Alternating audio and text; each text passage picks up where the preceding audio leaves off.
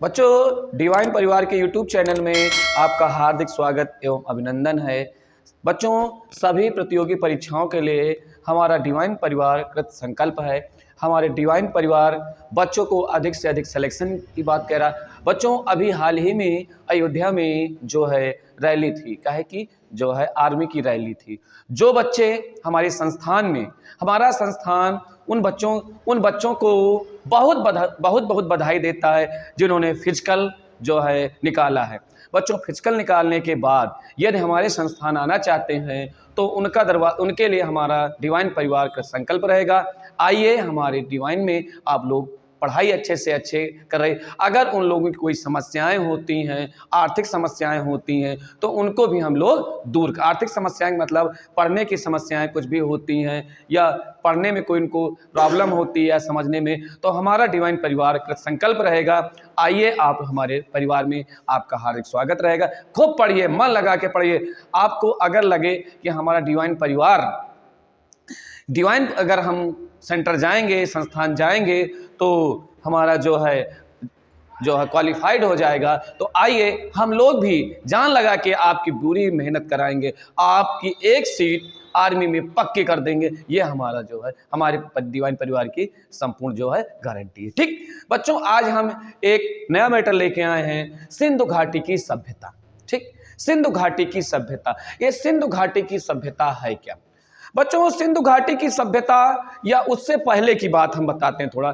बच्चों, जब हमारे विश्व में कोई चीज नहीं थी, तो किस प्रकार से इस ब्रह्मांड की रचना हुई, कोई चीज बता रहे थे भाई, कोई विशेषज्ञ ही बताएंगे, क्योंकि भूगोल का जो नामकरण किया था यूनान के लोगों ने ही किया था। भूगोल का नामकरण यूनान के लोगों ने, उन्होंने ग्रहों के बारे में बताया, उपग्रहों के बारे में बताया, नक्षत्रों के बारे में बताया, यानी मंदाकिनी के बारे में बताया, कैसे क्या उपग्रह के बारे में बताया, कैसे क्या चीज होती है, सभी के बारे में बताया उन्होंने।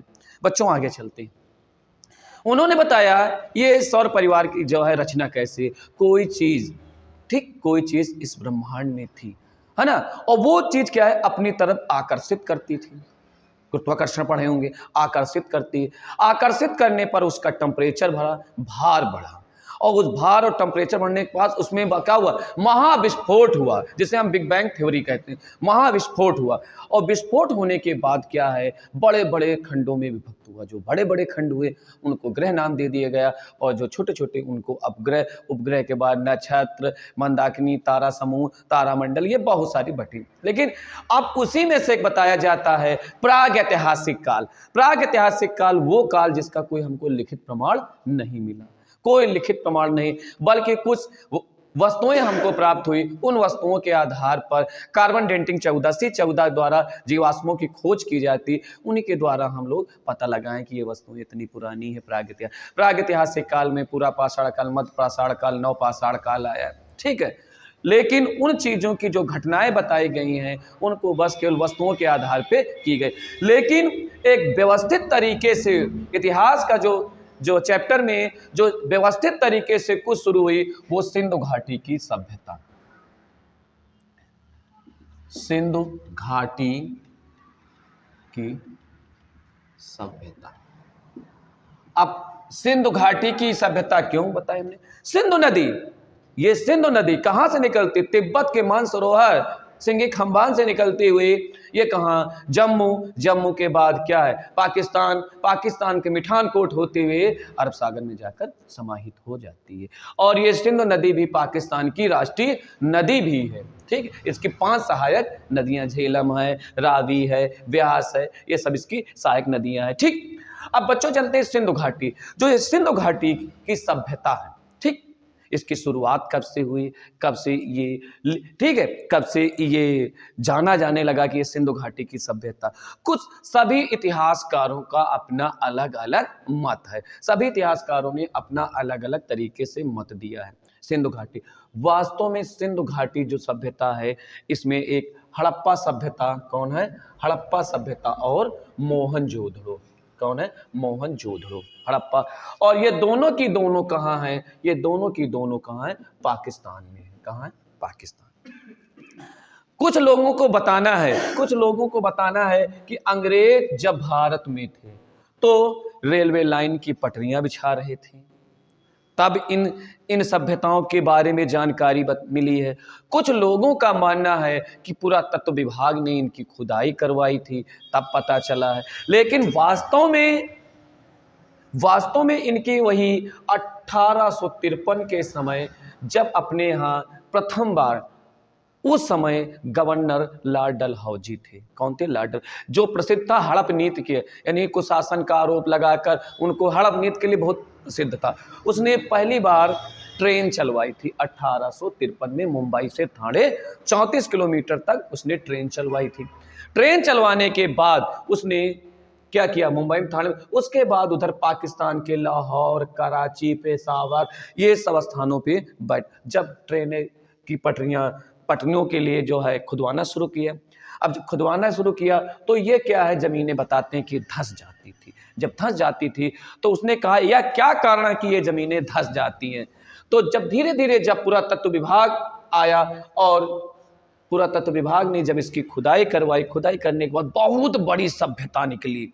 यानी पाकिस्तान से होती हुई, गुजरात होती हुई अपने यूपी के मेरठ तक, और इधर विंध्याचल पर्वत होते हुए राजस्थान, इतनी बड़ी इनकी सभ्यताएं थी। अच्छा, चाहे वो सिंधु घाटी की सभ्यता रही हो, मेसोपोटामिया की सभ्यता रही हो, मिस्र की सभ्यता रही हो, ये सब जितनी सभ्यताएं थी वो सब नदियों के किनारे बसी हुई थी। बच्चों, ये नदियों के किनारे क्यों बसी हुई थी?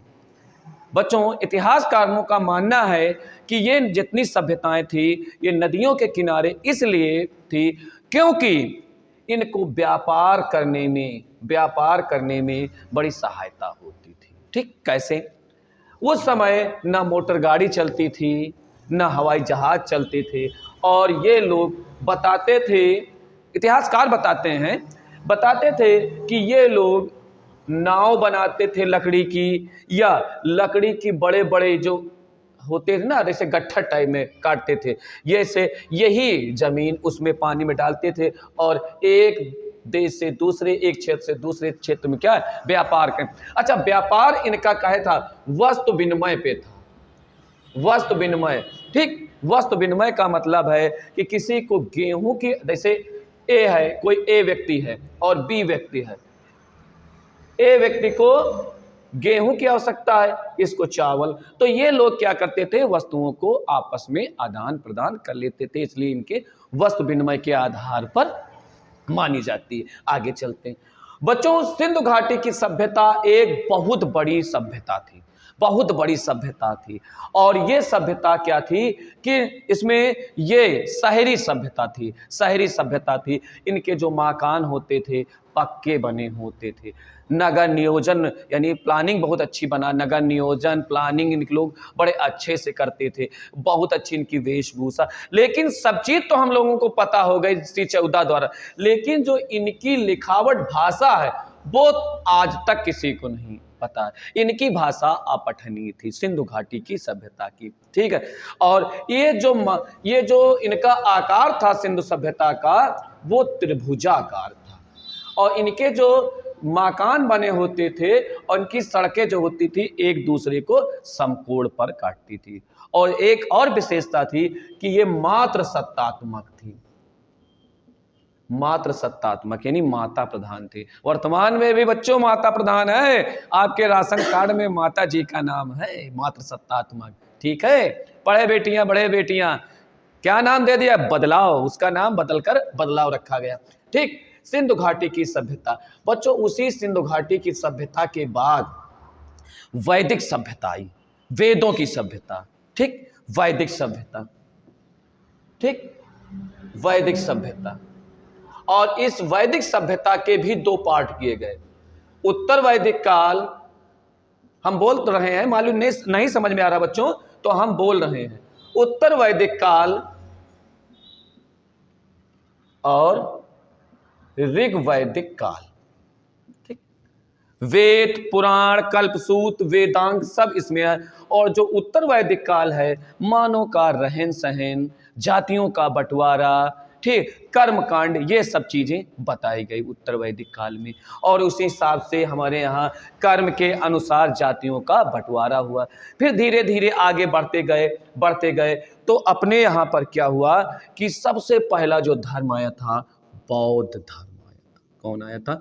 बौद्ध धर्म। ये इतिहास का बच्चों सीरियल है, हम पढ़ रहे हैं। बौद्ध धर्म आया। बौद्ध धर्म, गौतम बुद्ध जी आए। किस प्रकार से इतना बड़ा साम्राज्य उनके पिताजी का था, राजा थे, और ये भी राजा, पिता के बाद ये भी राजा बन जाते, लेकिन किस प्रकार से इन्होंने सन्यासी का रूप धारण किया और धर्म की खोज के लिए निकल पड़े। और निकलते निकलते क्या इतना बड़ा, इसीलिए गौतम बुद्ध को क्या कि लाइट ऑफ एशिया 7 महाद्वीप हैं, उस 7 महाद्वीप में सबसे बड़ा महाद्वीप एशिया, सबसे छोटा ऑस्ट्रेलिया, और उस एशिया महाद्वीप का लाइट ऑफ एशिया। और आपको पता होना चाहिए, आज से 2 साल 3 साल पहले एक इंटरमीडिएट में चैप्टर भी था लाइट ऑफ एशिया का। ठीक है, गौतम बुद्ध जो है के बारे में पूरा समस्त अध्ययन।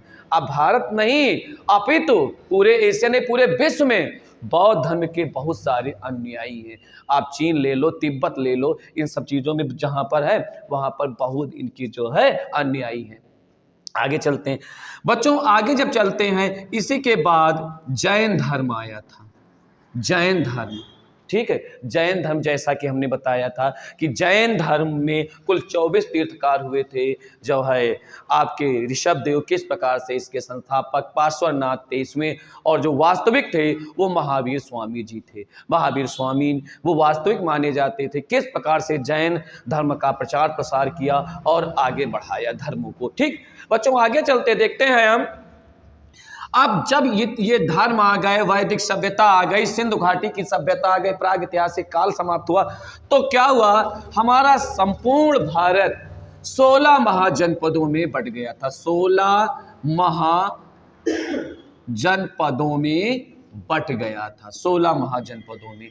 ठीक, और उसमें से 8 महाजनपद, अब कहोगे जनपद सर जिले को कहते हैं, उस जिले को कहते हैं, आज की डेट में हम जिले को जनपद कहते हैं, लेकिन पूरा संपूर्ण जैसे राज्यों में बटा था उसी तरह 16 महा, और इन 16 महाजनपदों में अकेले 8 महाजनपद अपने उत्तर प्रदेश में है।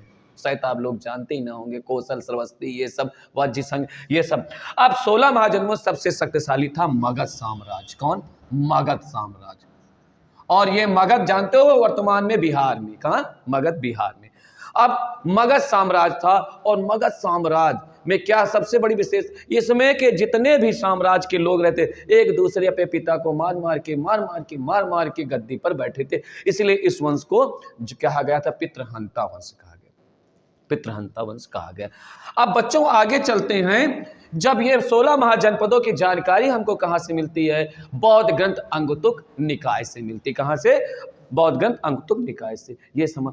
अब इसके बाद क्या होता? 16 महाजनपद जब समाप्त हुआ तो क्या हुआ? शूद्रों के पहले राजा, शूद्रों के पहले राजा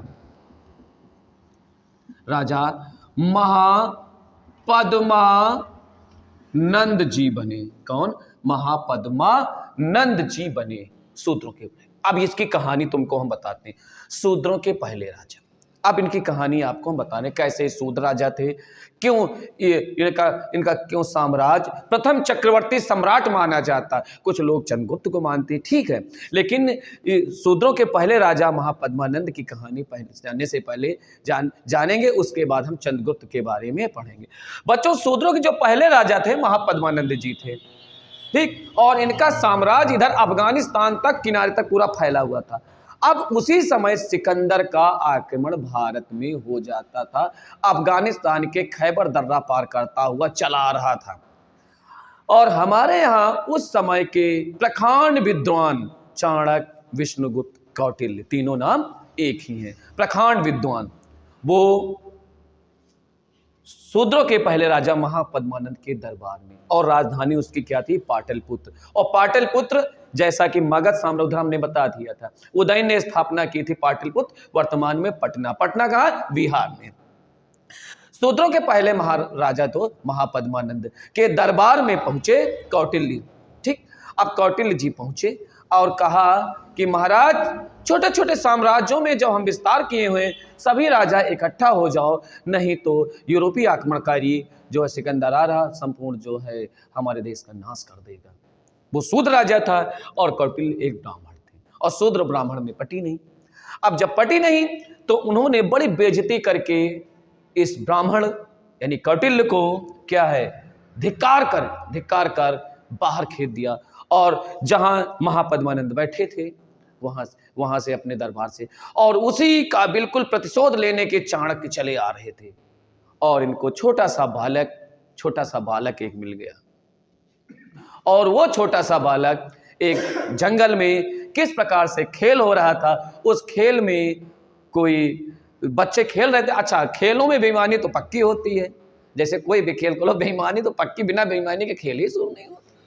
तो उस कोई आपस में बच्चे लड़ रहे थे और वो 9 वर्ष का छोटा सा बालक बड़े सावधानी से उन बच्चों को समझा रहा था। और जब समझा रहा था तो चाणक्य को लगा कि ये छोटा सा बालक कौन है, कौन इसके माँ बाप हैं, चलो हम पता लगाएं। इससे अच्छा नंद वंश का विनाश करने वाला कोई नहीं मिलेगा। उसने उस बालक के पास गया, प्यार से दुलार से उसको बुलाया, तुम्हारे माँ बाप कौन हैं, तुम्हारा परिवार कहाँ है, तुम्हारे वंशज कौन है। वो बालक कुछ नहीं बता पाया, लेकिन उस बालक की देख रेख करने वाला एक गड़रिया था, पाल था, ठीक है। जब उसके पास गया तो वहाँ से पता किया गया कि हमने भी इस बालक को कहीं से खरीदा है या पाया, जो भी इतिहासकारों ने अपना अलग अलग मत दिया है, ठीक है। तो उसके बाद वही बालक क्या बना, अंत में चक्रवर्ती सम्राट चंद्रगुप्त मौर्य बना। उस बालक के बारे में बताते हैं कि चंद्रगुप्त की माँ का नाम मौर्य था, जिस कारण से उसने मौर्य वंश की नींव रखी थी। अपवाद है ना, कि उनके मामाओं ने उस माँ की रक्षा नहीं कर पाए, पिता की रक्षा नहीं पाए। बहुत बड़ा सम्राट उनके पिताजी का भी था, किसी कारणवश उनके सम्राट को किसी ने छीन लिया। छीनने के बाद उसकी माँ ने उनके माँ की मृत्यु हो गई, उनके पिता की मृत्यु हो गई। और उसके बाद क्या हुआ कि उस बालक के मामा जी थे या परिवार कोई सदस्य था, कहाँ किस प्रकार से अस्तबल में फेंक आए, जो भी कहानियाँ हैं अच्छी अच्छी किताबों में आप लोग पढ़िएगा। तो सम्राट बना, चंद्रगुप्त मौर्य बना। अब चंद्रगुप्त मौर्य बना, अब मौर्य वंश की नींव, और मौर्य वंश के अंतिम शासक घनानंद जी थे। सॉरी, मौर्य वंश के नहीं, ये नंद वंश का अंतिम शासक घनानंद था, और घनानंद की हत्या चंद्रगुप्त मौर्य ने की। अब मौर्य वंश की नींव पड़ गई। अब मौर्य वंश चलता रहा। मौर्य वंश जिस प्रकार से वंशों में अपने अपने तरीके से न्याय व्यवस्था थी, व्यापार व्यवस्था थी, सबका अपना अलग अलग तरीके से बताते थे बच्चों। अब इधर क्या हुआ था कि जब मौर्य वंश की नींव पड़ी थी तो लास्ट वाला इनका जो मौर्य वंश का अंतिम शासक था वो था बृहदत्त। कौन था? बृहदत्त जी थे, बृहदत्त थे मौर्य वंश के अंतिम शासक बृहदत्त। और बृहदत्त की मृत्यु भी यानी कैसे हुए? बृहदत्त का सेनापति था पुष्यमित्र शुंग था, ठीक याद होना चाहिए, पुष्यमित्र शुंग था। उसने अपने राजा यानी सेनापति था पुष्यमित्र शुंग और राजा थे बृहदत्त जो मौर्य वंश के अंतिम शासक। किस प्रकार से बृहदत्त की हत्या पुष्यमित्र शुंग ने कर दी, और पुष्यमित्र सिंह ने किस प्रकार से हत्या करके उसने क्या शुंग वंश अर्थात ब्राह्मण वंश की स्थापना की। और ब्राह्मण वंश की जब स्थापना की तो फिर क्या हुआ कि उसने अपनी राजधानी बनाई साकेत। जानते हो साकेत? वर्तमान समय में जो अयोध्या यही साकेत थी। और बौद्ध भिक्षुओं का कत्लेआम शुरू हो गया था बच्चों, ठीक है, बहुत जो है कत्लेआम हो गया था। और क्या हुआ था, एकदम खून की नदियां बिल्कुल मौर्य वंश बिल्कुल जो है ये बौद्धिष्ठों को जो एकदम बिल्कुल नष्ट करना प्रारंभ कर दिया था। ठीक है बच्चों, इसको हम यहीं तक रखते हैं। जब अगली क्लास होगी, अगली क्लास फिर लेकर आएंगे। तब तक के लिए जय हिंद, जय भारत, जय डिवाइन परिवार।